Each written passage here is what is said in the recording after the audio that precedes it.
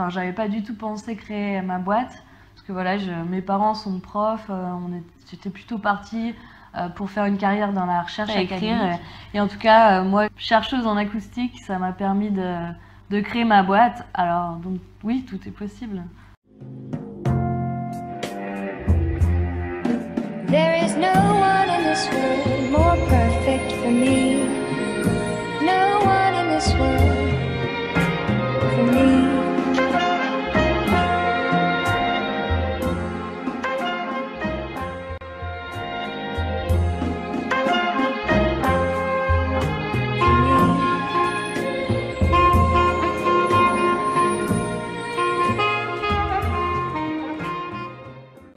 Je m'appelle Pauline, je suis la présidente de SIOS.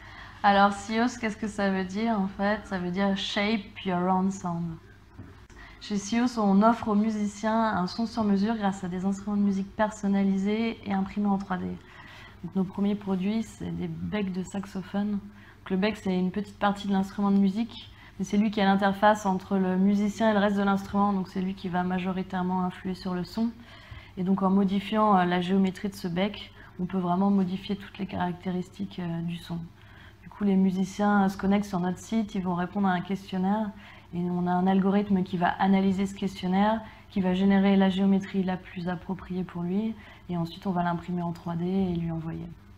Donc on commercialise depuis fin 2015, on a déjà plus de 150 clients dans plusieurs pays d'Europe, avec d'ailleurs des premières commandes cette semaine aux États-Unis et au Canada. Et on travaille donc avec de nombreuses stars dans la musique qui sont les ambassadeurs de notre marque, avec par exemple Daro Beruzzi qui joue dans la fanfare new-yorkaise Lucky Chops, qui est une fanfare très reconnue et qui fait plusieurs millions de vues sur YouTube par exemple, ou Tomate Pourquerie en France qui est Victoire du Jazz et qui vient d'ailleurs d'enregistrer un album avec notre bec.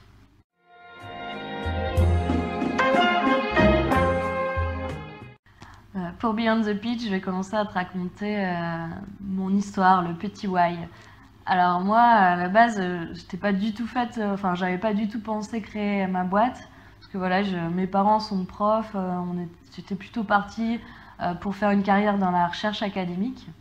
Donc moi, je suis passionnée de musique depuis que je suis toute petite, et donc c'est comme ça que je me suis mis à faire de la recherche en acoustique. Et donc après avoir fait pas mal de simulations acoustiques, on avait imprimé des becs de saxophone en 3D pour les faire tester à des musiciens. Et ils ont tous trouvé ça super cool et il y en a plusieurs qui m'ont demandé où est-ce qu'ils pouvaient acheter ça. Et là je me suis dit mais tiens c'est vrai, est-ce qu'on ne pourrait pas utiliser les résultats de mes recherches pour créer quelque chose, un produit que les musiciens pourraient utiliser. Et voilà, c'est comme ça que la chercheuse académique sur un domaine aussi pointu que l'acoustique devient CEO de start-up. Alors, le deuxième why, en fait, c'est le why le plus évident, finalement, c'est le why de la musique. Puisque la musique, c'est la créativité, c'est l'expressivité, et c'est aussi ce qu'on retrouve tous les jours dans l'entrepreneuriat, où il faut vraiment créer quelque chose à partir de zéro, se donner totalement, et pas avoir peur des réponses du public autour, quoi. C'est aussi le fun, puisque nous, on a vraiment envie de garder ça tous les jours au sein de notre boîte. Et c'est aussi pour ça qu'on fait des petits becs vert fluo plutôt que de faire des becs noirs comme tous nos concurrents.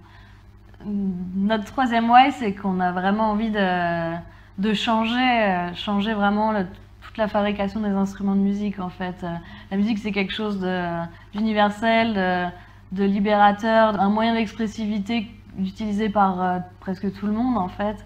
Et pourtant les instruments de musique, jusqu'ici, ils étaient très rigides, très standardisés, fabriqués à la chaîne avec très peu de possibilités en fait. Et nous, c'est ça qu'on a envie de changer. On veut vraiment donner la possibilité d'avoir des outils d'expressivité beaucoup plus proches des musiciens, proches de leurs attentes et qui leur permettent justement de se libérer et de pouvoir s'exprimer d'une façon plus fluide. Et donc nous, c'est ce qu'on veut faire sur les instruments de musique acoustique, puisque si on regarde là, ces dernières années, toutes les innovations dans la musique ont été faites sur plutôt la musique électronique en fait. On a eu beaucoup d'apparitions de nouveaux contrôleurs de musique de synthèse.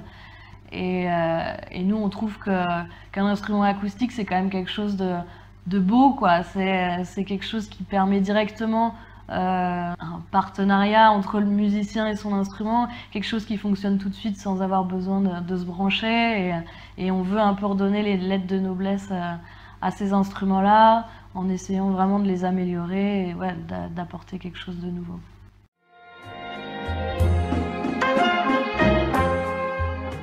Alors ma vision pour Beyond the Pitch, on a parlé de pas mal de choses, de musique, d'acoustique, mais en fait on n'a pas trop parlé de l'impression 3D, et c'est vrai que je pense que pour la vision c'est bien d'ouvrir là-dessus.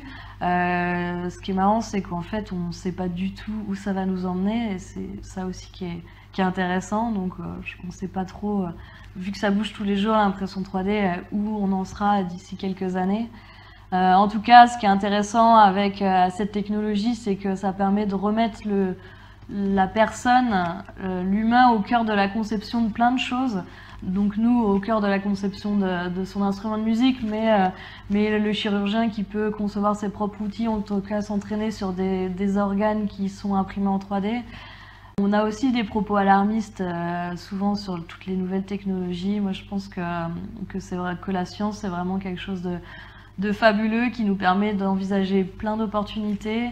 Pour nous, en tout cas, que ce soit Internet, l'impression 3D, nos algorithmes ou n'importe quoi, toute la science, ça nous a permis de nous rapprocher de nos clients. Nous, je pense qu'on est plus proche de tous nos clients que peuvent l'être d'autres fabricants d'instruments de musique.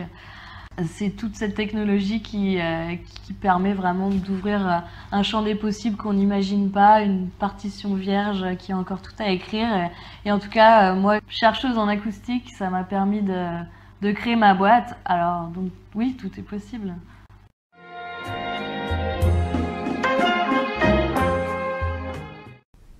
Pas facile le Beyond the Pitch, mais justement, si c'est pas facile, venez les startups vous soumettre à l'exercice Come and Pitch Beyond the Pitch sur Frenchy Entrepreneur.